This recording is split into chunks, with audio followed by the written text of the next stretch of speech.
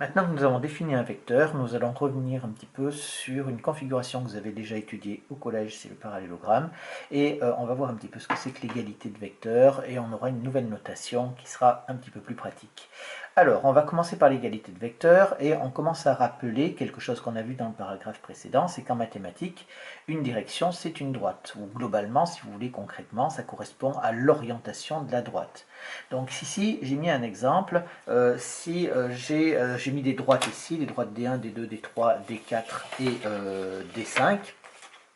Et ici, on peut se rendre compte que D1, D3, si je prends D1, D3 et D4, et D4, elles sont ici, elles sont verticales. D'accord? Donc si elles sont verticales, en fait, je pourrais dessiner plein de droites verticales ici. Et je n'indique pas, quand on dit une direction, je ne dis pas la droite particulière. C'est-à-dire qu'en fait, ça va nous définir, ces droites, elles vont définir la même direction. Elles définissent la même direction.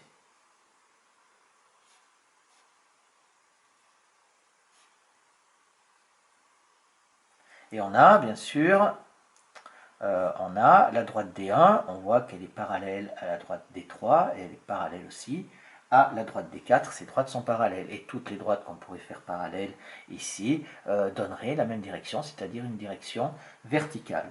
De la même façon, on va faire avec les deux autres droites, de la même façon, je peux dire que D2 est parallèle à D5, et donc elles sont ici, elles sont horizontales, hein. Elles sont horizontales, et elles définissent la même direction. Elles définissent la même direction. Et bien ici, ça va nous permettre de donner une première propriété qui est très importante. La première propriété, c'est que deux droites parallèles définissent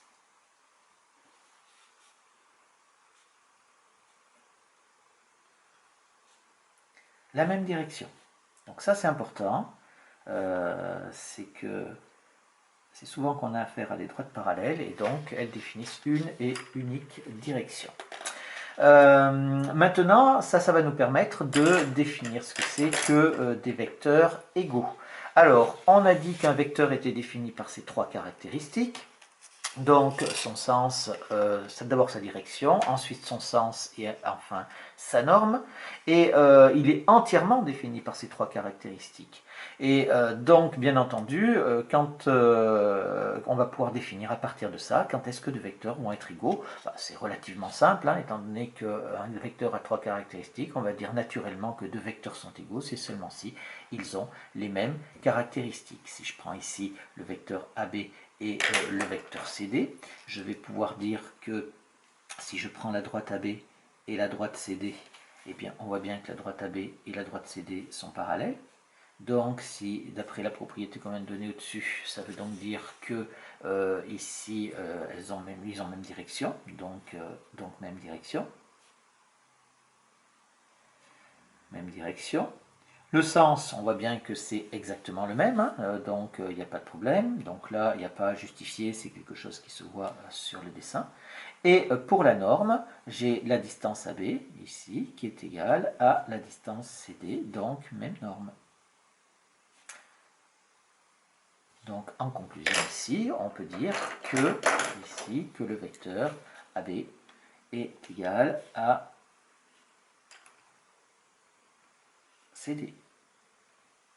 Ici. Voilà un petit peu ce que l'on voit sur cette chose-là. Et maintenant, si on regarde bien ce dessin, là j'ai fait deux vecteurs égaux, eh bien on voit que en fait ça correspond à une figure particulière, c'est-à-dire qu'on peut remarquer qu'on obtient un parallélogramme. Un parallélogramme. Voilà, ça va donc être quelque chose qui va être essentiel, c'est-à-dire que quand on va avoir une égalité de vecteurs, eh bien, on va avoir une configuration de parallélogramme. Alors, cette configuration du parallélogramme, il faut la maîtriser un petit peu. Donc, on va revenir un petit peu sur ce que c'est qu'un parallélogramme ici.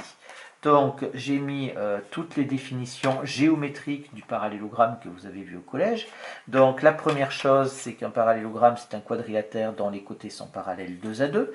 Donc en fait, quand vous dessinez un parallélogramme comme ça, vous faites donc des droites qui sont parallèles 2 à 2. Donc voilà, hop, et je vais avoir donc ici un parallélogramme. D'accord? Ça marche avec le parallélisme.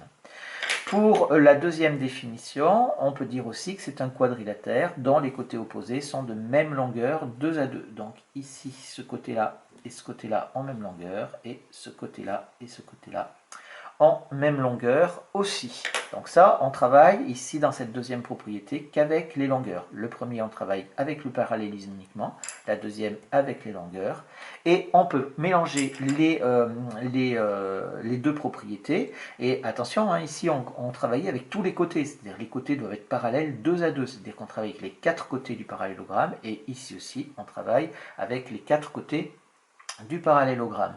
Et si on regroupe les deux, eh bien on va dire que c'est un quadrilatère qui possède deux côtés opposés parallèles et de même longueur. Alors les côtés opposés parallèles, je vais prendre par exemple celui-là et celui-là. Et ils ont même longueur, c'est-à-dire que ici je vais avoir ce côté-là qui a la même longueur que ce côté-là. Voilà. Et là, par contre, dans cette troisième propriété, on travaille qu'avec un seul côté, avec deux seuls côtés du parallélogramme. D'accord? Donc on travaille avec ces deux-là ou avec ces deux-là.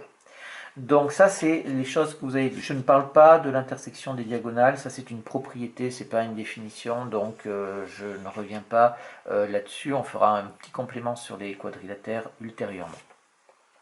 Donc maintenant, on va pouvoir travailler avec ce parallélogramme et on va pouvoir voir ici une caractérisation vectorielle du parallélogramme. Alors, on y va, on dit ABCD est un parallélogramme, c'est seulement si quoi? Alors là, j'ai fait un parallélogramme, il faut que je le nomme ABCD. Alors, quand on nomme un quadrilatère, je rappelle que on tourne toujours dans le même sens, ABCD. J'ai décidé de tourner dans ce sens-là pour mettre les lettres du parallélogramme. J'aurais pu aussi tourner dans ce sens-là. Mais ici, si j'ai mis le B là, je ne peux pas mettre le C en haut, parce que ça me ferait croiser, c'est-à-dire que je commencerai à tourner, après je tournerai dans l'autre sens. Ça ne va pas, on tourne toujours dans le même sens. Et donc ici, ABCD est un parallélogramme, c'est seulement si, qu'est-ce qu'on voit? Eh bien, on voit que le vecteur AB, ici, va être égal à quoi? Donc mon vecteur AB, il est ici, d'accord, on l'a là. Alors, je vais faire de cette façon-là, on le verra un petit peu mieux. Donc le vecteur AB, il est là, et on voit bien qu'il est égal à ce vecteur ici. Ça ressemble un petit peu à ce qu'on a vu au collège, puisque dans la dernière propriété au collège, on avait dit donc qu'on avait deux côtés qui étaient parallèles et qui avaient la même longueur. Donc on avait déjà deux des caractéristiques du vecteur. Donc nous, qu'est-ce qu'on fait? On rajoute le sens là-dedans. Et donc on va pouvoir dire que le vecteur AB est égal au vecteur DC. D'accord? Voilà un petit peu la caractérisation du parallélogramme. Et ça suffit, parce que quand on dit que le vecteur AB est égal au vecteur DC, on dit à la fois que AB et DC sont parallèles, donc c'est deux côtés opposés qui sont parallèles, et on dit à la fois aussi qu'ils ont la même norme, c'est-à-dire qu'ils ont la même longueur. Donc voilà, c'est assez intéressant. Ici, j'ai pris ces deux vecteurs-là, mais on est bien d'accord que j'aurais pu prendre aussi ces deux vecteurs-là. Donc j'aurais pu aussi écrire ABCD est un parallélogramme, c'est seulement si le vecteur AD est égal au vecteur BC.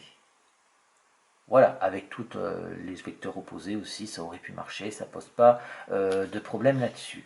Donc ici, pour vous en rappeler, vous regardez, vous avez ABCD qui est un parallélogramme, et vous voyez que quand on écrit l'égalité vectorielle, ça nous fait ABDC.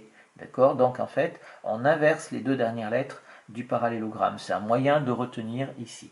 Mais c'est une propriété. Cette propriété, moi, je vous conseille de ne pas la prendre. C'est une propriété qui se retrouve. Il suffit juste de faire un petit dessin et vous retrouvez directement l'égalité vectorielle. Donc quand on a quelque chose qui est facile comme ça et qui peut se retrouver avec un petit dessin sur le brouillon qui prend 3 secondes, on le fait. Donc bien entendu on prendra l'une des deux caractérisations au choix, celle qui sera le plus pratique. Donc Une autre remarque ici, donc c'est ce que je viens de dire, hein, c'est qu'une seule des deux égalités est suffisante pour avoir un parallélogramme, on ne montrera pas les deux à la fois. Et ça j'expliquais aussi pour la lecture des sommets, pour tourner dans un sens de rotation, et que l'égalité vectorielle regroupait à elle seule la définition précédente. Donc maintenant, on sait ce que c'est que deux vecteurs égaux et on sait que on va avoir des configurations de parallélogrammes. Maintenant, il va falloir voir une notation. Alors c'est un petit peu embêtant parce que quand on a plusieurs vecteurs égaux, là ici, vous voyez, j'ai fait trois vecteurs égaux et j'ai le vecteur AB qui est égal au vecteur CD et qui est égal au vecteur EF. Tout ça pour un même vecteur puisqu'ils sont égaux. Donc ici, on a ici plusieurs noms pour le même objet mathématique, sous le même vecteur. Donc, qu'est-ce qu'on va faire ici? Eh bien, on va tout simplement rajouter un autre vecteur ici, pareil, le même, qui est égal aussi. Hein. Donc, je vais faire mon vecteur là. Voilà. Et je vais dire que ça, il s'agit d'un vecteur et je vais utiliser une seule lettre. Je vais mettre donc V ici avec une flèche dessus et je vais dire ici que on dit alors que AB, le vecteur AB, le vecteur CD et le vecteur EF sont des représentants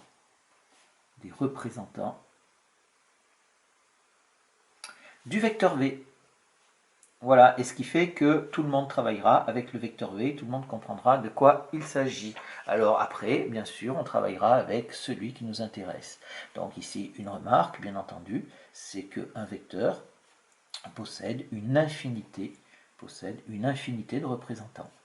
On peut le représenter absolument partout, une infinité de représentants.